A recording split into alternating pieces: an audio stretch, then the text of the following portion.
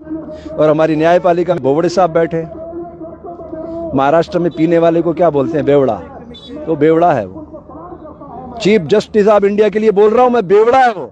इतने दिनों से किसान आंदोलन कर रहे हैं, उसकी नींद नहीं खुल रही है।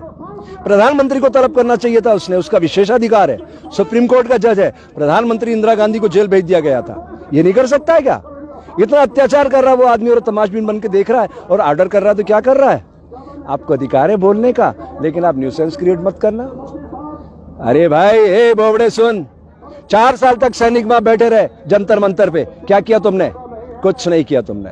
तुम्हारे 4 जज आए कि सब कुछ ठीक नहीं चल रहा कॉलेजियम में, उसके बाद तुमने क्या किया वहां बैठ करके? वो कर रहे थे वही किया। रंजन गोगोई तीसरे दिन राज्यसभा का मेंबर बन गया। ये न्यायालय है हमारी व्यवस्था में? हे बोबड़े सुन, ध्यान से सुन, भारतीय संविधान क्या कहता है। कार्यपालिका, आपके हमारे वोट से चुने गए लोग सरकार बनाते हैं, यह है कार्यपालिका। व्यवस्थापिका IAS IPS जो UPSC के थ्रू आते हैं और ये मुखौटा होते हैं सरकार का, ये उनका धर्म है, वो बाहर नहीं जा सकते। उनको रोकने के लिए आप हैं मिस्टर बोबड़े। भूल रहे हो तुम अपने कर्तव्य को। मैं तुम्हें कर्तव्य याद दिलाता हूं, कान खोल के सुनो। एक पुस्तक पढ़ना mister Bobde, the promulgation of ordinance, fraud on the constitution of India. धज्जियां उड़ा रहे हो आप लोग कानून की, खुली हवा में, इतनी ठंड में किसान मर रहे हैं, तुम्हें शर्म नहीं आ रही है? संज्ञान लीजिए, नरेंद्र मोदी को तलब कीजिए, सामने खड़ा कीजिए कटघरे में और उससे पूछिए ये अधिकार तेरे को किसने दिया मिस्टर मोदी? ये किसानों की आवाज है, प्रकृति इसको संचालित कर रही है। इस संपूर्ण क्रांति की ओर बढ़ते कदम है भारत के। लिख लेना बोबड़े, ये कार्यपालिका, व्यवस्थापिका और न्यायपालिका तीनों पर कब्जा कर लिया उस नर पिशाच ने। हजारों लोगों की मौत की नींद की सुला दिया उसने, तुमने, और तुम चुपचाप देखते रहे हो। ये कर्तव्य की मतलब अधोगति है, ये अधोगति कर्तव्य की। आप अपनी जिम्मेदारी का ठीक से निर्वाह नहीं कर रहे हो, इस्तीफा दे के घर चले जाओ अगर आपके अंदर थोड़ी सी भी इंसानियत है तो।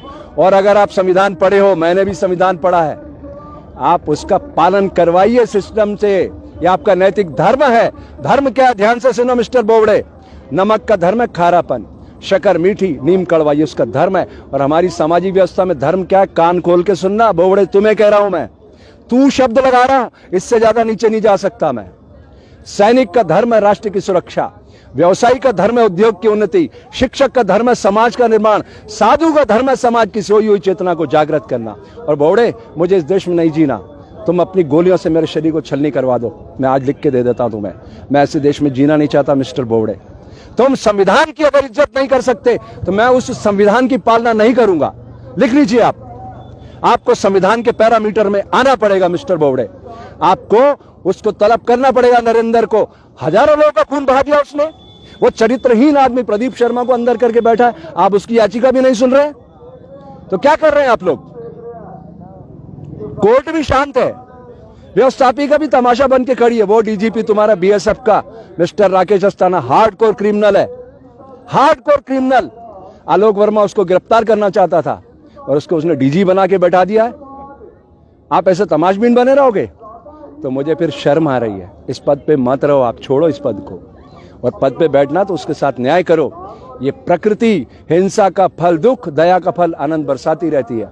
देखो ये जंग बहुत दूर तक जाएगी बोबड़े जी, ये मैं कह रहा हूं। ये शुरुआत हो रही है। ये किसान आंदोलन नहीं लड़ रहा है, ये प्रकृति आंदोलन लड़ रही है। और हम साधु बने मर करके, हमें कोई फर्क नहीं पड़ता। हम लाश को आप कहीं लटकाओ, दफनाओ, इसको छलनी करो, कोई फर्क नहीं पड़ना। हम तो मर के साधु बने हैं। मैं सारे साधुओं से मिला, सब डरे हुए हैं कि ये तो पिशाच आदमी है, हमें मार देगा। कंप्यूटर बाबा को 151 में कई दिनों इंदौर पुलिस ने बंद रखा। शिवराज सिंह ने, पुलिस ने किसानों पर गोलियां बरसवाई पुलिस के द्वारा मंदसौर में। क्या कर रहे हैं आप लोग? व्यापम में हजारों लोगों को मौत की नींद सुला दिया उस शिवराज ने, कंस के रूप में है वो। तो न्यायालय का ये धर्म तो ठीक बात नहीं है। मैं आपसे अपेक्षा करता हूं बोबड़े जी, खुद के ईमान को जगाओ और पढ़ो संविधान को कि प्रकृति आपको क्या संदेश दे रही है। किसान लोग मर रहे हैं, हमारे एक साधु ने आत्महत्या कर ली है। क्यों? ये करुणा उससे देखा नहीं जा रहा। आप देख रहे हैं सब तमाशा और आप उनके साथ खड़े हो गए इसलिए कि वो आपकी नौकरी छीन लेंगे। अरे आलोक वर्मा की भी छीनी है ना उन्होंने। वो इसी राकेश अस्थाना को बंद करना चाहता था, हार्डकोर क्रिमिनल है वो।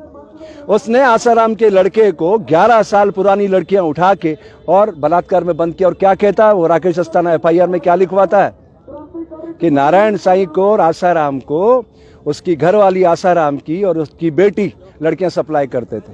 अरे लानत है, क्या कर रहे हैं आप लोग? ऐसा दृश्य उभर रहा है देश के अंदर। साधु संतों को डरा दिया गया। कंप्यूटर बाबा को 151 में कई दिनों इंदौर में बंद रखा गया, सब डरे हुए। 50 साल पुराना आश्रम खदेड़ दिया। अरे जनता के प्रतिनिधियों का पैसा लगा हुआ था। जो गुनाहगार है उनको अंदर करिए ना 120B में।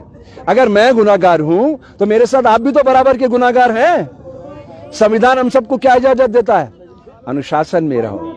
तो आप भी और हम भी अनुशासन के तहत काम करें तो एक अच्छे राष्ट्र का निर्माण होगा। उसकी समाज को जरूरत है। ये अन्नदाता MSP के लिए लड़ाई लड़ रहा है, मिनिमम सपोर्ट प्राइस के लिए। क्या इसका अधिकार नहीं है? भारत की आत्मा गांव में रहती है। मेरे देश का किसान चट्टान की अट्टालिकाओं को फोल कर धान उपजाता है। उसके हक में आप नहीं खड़े हो सकते तो फिर आप कौन से देश में, कौन सी दुनिया में रह रहे हैं? अरे ये बैलगाड़ी के युग में हिंसक पशु ले जाना चाहता है भारत को, और ड्रोन पे दुनिया उड़ रही है। जापान में 1945 में बोबडे जी हिरोशिमा नागासाकी पे बम गिरा था।